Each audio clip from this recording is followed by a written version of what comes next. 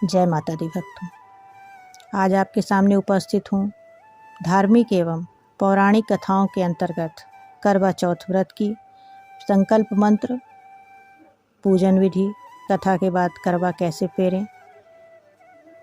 तो आइए जानते हैं व्रत की सारी रस्में।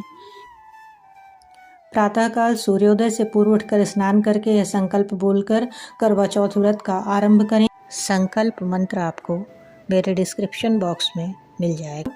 मम सुख सौभाग्य पुत्र पौत्रादि सुस्थिर श्री प्राप्तये कर्क चतुर्थी व्रतमहम करिष्ये।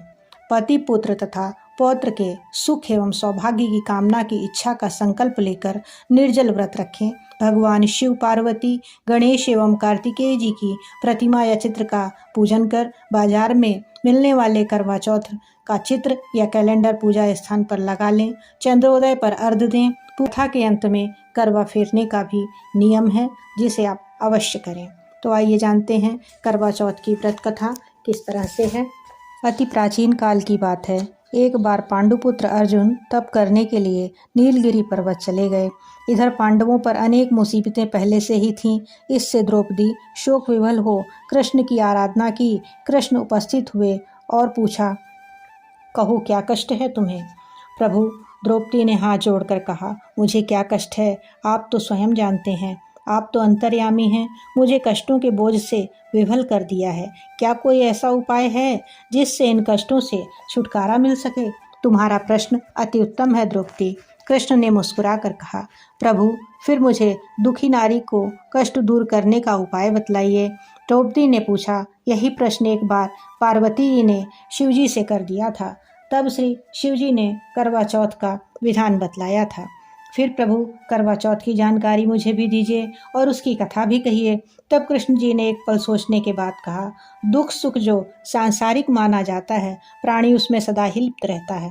मैं तुम्हें अति उत्तम करवा चौथ व्रत की कथा सुनाता हूँ, इसे ध्यान से सुनो। प्राचीन काल में गुणी, विद्वान, धर्मपरायण एक ब्राह्मण रहता था।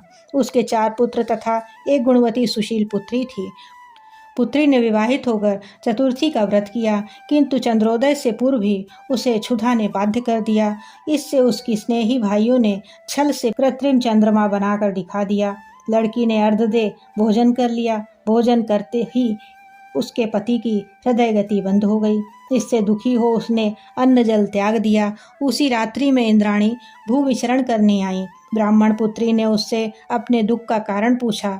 इंद्राणी ने बताया, तुम्हें करवा चौथ व्रत में चंद्र दर्शन से पूर्व भोजन कर लेने से यह कष्ट मिला है। तब उस लड़की ने अंजलि बांधकर विनय की कि इससे मुक्त होने का कोई उपाय बतलाइए। इस पर इंद्राणी ने कहा, यदि तुम विधि पूर्वक अगली करवा चौथ का व्रत करो तो तुम्हारे पति पुनर्जीवित हो जाएंगे। कन्या ने ऐसा करने का वचन दिया तो उसका पति स्वस्थ हो गया। इस पर कन्या ने वर्ष भर प्रत्येक चतुर्थी का व्रत किया और अनंत अखंड सुहाग प्राप्त किया। श्री कृष्ण ने कहा कि हे द्रौपदी, यदि तुम इस व्रत को करोगी तो तुम्हारे सभी संकट टल जाएंगे। इस प्रकार द्रौपदी ने यह व्रत किया और पांडव सभी क्षेत्रों में विजयी हुए।